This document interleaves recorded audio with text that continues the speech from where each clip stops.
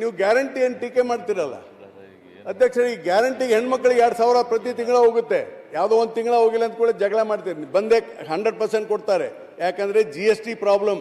GST ಇವತ್ತು ರಾಜ್ಯ ಸರ್ಕಾರಕ್ಕೆ ವಾಪಸ್ 1 ತಿಂಗಳ ಆದಮೇಲೆ ಬರುತ್ತೆ ಕೇಂದ್ರ ಸರ್ಕಾರದಿಂದ. ಹೀಗಾಗಿ 1 ತಿಂಗಳ 2 ತಿಂಗಳ ಡಿಲೇ ಆಗುತ್ತೆ ಹೊರತು ಗ್ಯಾರಂಟಿಗೆ ಹಣ ಬರುತ್ತೆ. ಆ ಹೆಣ್ಮಕ್ಳಿಗೆ ಏನು 2,000 ಕೊಡ್ತಾರೆ, ಆ ಪೌಷ್ಟಿಕ ಆಹಾರವನ್ನು ತಿಂತಾ ಇರೋದ್ರಿಂದ ಇನ್ಮೇಲೆ ಮುಂದಿನ ದಿನಮಾನಗಳಲ್ಲಿ ಈ ಇನ್ಫ್ಯಾಂಟ್ ಮಾರ್ಟಾಲಿಟಿ ಮತ್ತು ಗರ್ಭಿಣಿ ಸ್ತ್ರೀಯರ ಪೌಷ್ಟಿಕ ಆಹಾರದ ಕೊರತೆ ಕಡಿಮೆ ಆಗ್ತದೆ ಅನ್ನೋಂಥ ಮಾತನ್ನು ಹೇಳ್ತೀನಿ. ಅದಕ್ಕೆ ದಯಮಾಡಿ ಟೀಕೆಯನ್ನು ಗ್ಯಾರಂಟಿ ಬಗ್ಗೆ ಮಾಡ್ಲಿಕ್ಕೆ ಹೋಗಬೇಡ್ರಿ. ನಿಜವಾದ ಅಭಿವೃದ್ಧಿ ಅಂದ್ರೆ ಅದೇ ಮಾನವ ಅಭಿವೃದ್ಧಿ. ಯಾವುದಂದ್ರೆ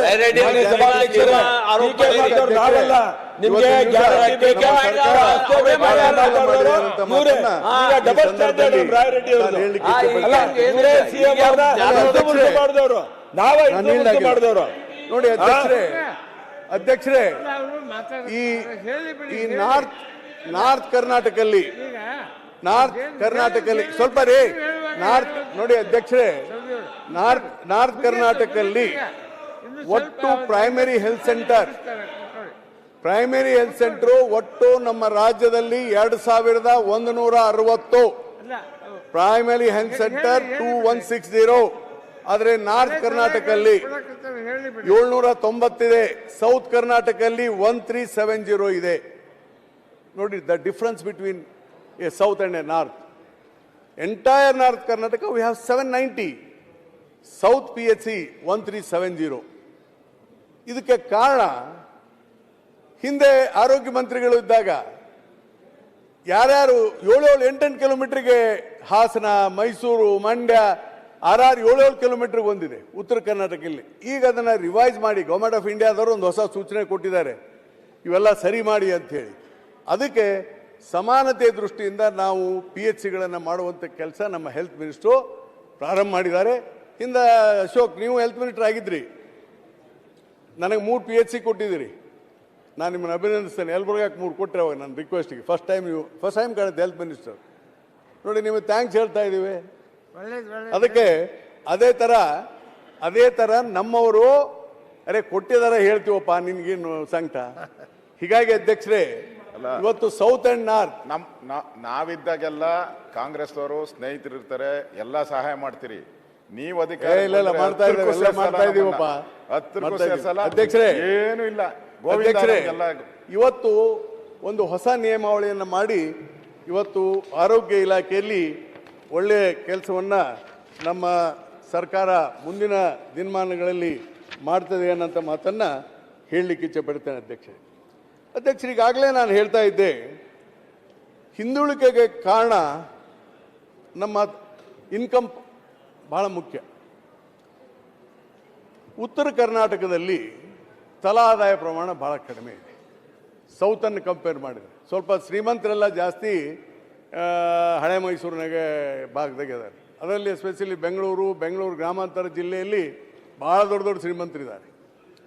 ಇದಕ್ಕೆ ಕಾರಣ ಅಲ್ಲಿ ಎಕಾನಮಿ ಬೂಮ್ ಆಗಿದೆ ಇವತ್ತು.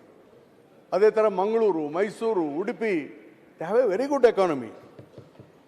ಅದು ನಮ್ಮ ಉತ್ತರ ಕರ್ನಾಟಕದಲ್ಲಿ ಕಡಿಮೆ ಆಗಲಿಕ್ಕೆ ಕಾರಣ ಉದ್ದಿಮೆಗಳಿಲ್ಲ. ಮತ್ತು ಈಗಾಗಲೇ ನಾನು ಹೇಳಿದಂತೆ ನಮ್ಮ ಭೌಗೋಳಿಕ ಸಮಸ್ಯೆ, ನೀರಾವರಿ ಇದೆ, ಹೆಚ್ಚಿದೆ, ಆದರೆ ಅದು ಇನ್ನೂ ಮಾಡಲಿಕ್ಕಾಗಿಲ್ಲ. ಅದ್ರ ಬಗ್ಗೆ ನಾನು ವಿವರಕ್ಕೆ ಬರ್ತೇನೆ. ಹೀಗಾಗಿ ಅಧ್ಯಕ್ಷರೇ, ಈ GDP ಪರ್ ಕ್ಯಾಪಿಟಾ ಇಡೀ ದೇಶದಲ್ಲಿನೇ ಅತ್ಯಂತ ಹೆಚ್ಚು ಆದಾಯ ತರುವಂಥ ಇದು ಇದ್ದರೆ ಅದು Karnataka. There are 2 types of GDP calculation. One is PPP and one is nominal. ಈ GDP per capita power purchase ಇದರಲ್ಲಿ ನಾವು 4,45,188 ರೂಪಾಯಿ ಇದೆ. ನಾನು ಹೇಳ್ತಾ ಇರೋದು ಪವರ್ ಪರ್ಚೇಸ್ ಆಫ್ ಇದಕ್ಕೆ. ಮತ್ತು ಮಹಾರಾಷ್ಟ್ರ, ಹರಿಯಾಣ, ಗುಜರಾತ್ ನಮ್ಗಿಂತ ಹಿಂದಿದ್ದಾವೆ. BJP ಆಡಳಿತ ಮಾಡುವಂಥ ಯಾವುದೇ ರಾಜ್ಯ ನಮ್ಮ ಸಮೀಪ ಇಲ್ಲ. ಎಸ್ಪೆಷಲಿ ಈ ವರ್ಷ ಸಿದ್ದರಾಮಯ್ಯನವರು ಮುಖ್ಯಮಂತ್ರಿಯಾಗಿ 2 ವರ್ಷಗಳ ಕಾಲದಲ್ಲಿ ನಮ್ಮ GSDP ಇಡೀ ರಾಷ್ಟ್ರದಲ್ಲೇ ನಂಬರ್ 1 ಆಗಿದೆ. ನಾನು ಹೇಳ್ತಾ ಇರೋದಲ್ಲ, ಇದು ರಾಜ್ಯಸಭೆಯಲ್ಲಿ ಆರ್ಥಿಕ ಮಂತ್ರಿಗಳು ಕೊಟ್ಟಂಥ ಉತ್ತರವನ್ನು ಹೇಳ್ತಾ ಇದ್ದೀನಿ. If they want I can place the papers. ಹೀಗಾಗಿ ಅಧ್ಯಕ್ಷರೇ, ನಾನು ಈಗಾಗಲೇ ಹೇಳಿದಂತೆ ಅತ್ಯಂತ ಕಡಿಮೆ ಆದಾಯ ಇರೋಂಥದ್ದು ಯಾದಗಿರಿ 2,08,000, ಬೀದರ್ 2,28,000, ಕಲಬುರಗಿ 2,01,000, ಬಿಜಾಪುರ್ 228, ಬಾಗಲಕೋಟ್ ಒಂದು ಸ್ವಲ್ಪ ಜಾಸ್ತಿ ಇದೆ because of the irrigation, Belagavi 226, Dharwad ಸ್ವಲ್ಪ ಜಾಸ್ತಿ ಇದೆ, ಗದಗ್ 270, ಕೊಪ್ಪಳ 214. ಆದರೆ ಎಲ್ಲ ಬೇರೆ ಬೆಂಗಳೂರು ನೋಡಿ ತಲಾ ಆದಾಯ 9 ಲಕ್ಷ, ಆಮೇಲೆ ಬೆಂಗಳೂರು ಗ್ರಾಮಾಂತರ 5,21,000, ತುಮಕೂರು 4,15,000, ರಾಮನಗರ 377, ಎಲ್ಲ ಉತ್ತರದ್ದು ಹೇಳ್ತಾ ಹೋದರೆ ಅಧ್ಯಕ್ಷ ಎಲ್ಲ above 3.54 lac per capital income. ಇನ್ನು ರಾಯಚೂರು, ವಿಜಯನಗರ, ಹಾವೇರಿ ಭಾಳ ಕಡಿಮೆ ಇದೆ. ಇದಕ್ಕೆ ಕಾರಣ ನಮ್ಮ ಉದ್ದಿಮೆಗಳಿಲ್ಲ ಮತ್ತು ಉದ್ಯೋಗಾವಕಾಶಗಳು ಕಡಿಮೆ ಇರೋದರಿಂದ ನಮ್ಮಲ್ಲಿ ಬಡತನ ಜಾಸ್ತಿ ಇದೆ, ಸಾಕ್ಷರತೆಯೂ ಕೂಡ ಅದಕ್ಕೆ ಕಾರಣ.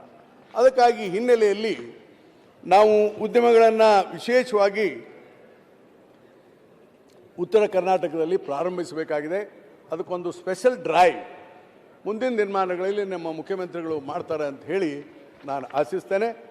ಇದರಿಂದ ಇಡೀ ಕರ್ನಾಟಕದಲ್ಲಿ ಸಮಾನತೆ ಬರಲಿಕ್ಕೆ ಸಾಧ್ಯ ಆಗ್ತದೆ. ತುಂಬಾ ದಪ್ಪ ಇದ್ದೀರಾ, ಅದರಲ್ಲೂ ಯಾವುದೇ ಸೈಡ್ ಎಫೆಕ್ಟ್ ಇಂದ ಸಣ್ಣ ಆಗ್ಬೇಕಾ?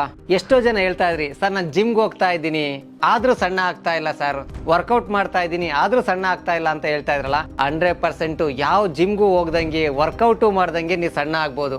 ಪ್ರತಿದಿನ ಬೆಳಿಗ್ಗೆ ಸಂಜೆ 2 ಟೈಮ್ ನಮ್ಮ ಜೀನಿ ಸ್ಲಿಮ್ನ ಯೂಸ್ ಮಾಡಿ ಯಾವುದೇ ಸೈಡ್ ಎಫೆಕ್ಟ್ ಇಲ್ದಂಗೆ ನೀವು ಸಣ್ಣ ಆಗ್ತೀರಾ. ಯಾಕೆಂದ್ರೆ ಜೀನಿ ಸ್ಲಿಮ್ಮು ಒಂದು ಉತ್ತಮ ಆಹಾರ. ಯಾರಾಗ್ತಾರೆ ಎಂಎಲ್ಎ ಅಭ್ಯರ್ಥಿ 2028 ಶೀಘ್ರದಲ್ಲೇ. ಪ್ರತಿದಿನ ಒಂದೊಂದು ಕ್ಷೇತ್ರದ ಟಿಕೆಟ್ ಆಕಾಂಕ್ಷಿಗಳ ಸಂಪೂರ್ಣ ಮಾಹಿತಿ ಪೊಲಿಟಿಕಲ್ ಜರ್ನಲಿಸ್ಟ್ KM ಶಿವಕುಮಾರ್ ಅವರಿಂದ. ಕರ್ನಾಟಕದ ನಂಬರ್ 1 ಡಿಜಿಟಲ್ ಮೀಡಿಯಾ ನಿಮ್ಮ ನೆಚ್ಚಿನ ಕರ್ನಾಟಕ ಟಿವಿಯಲ್ಲಿ ಮಾತ್ರ.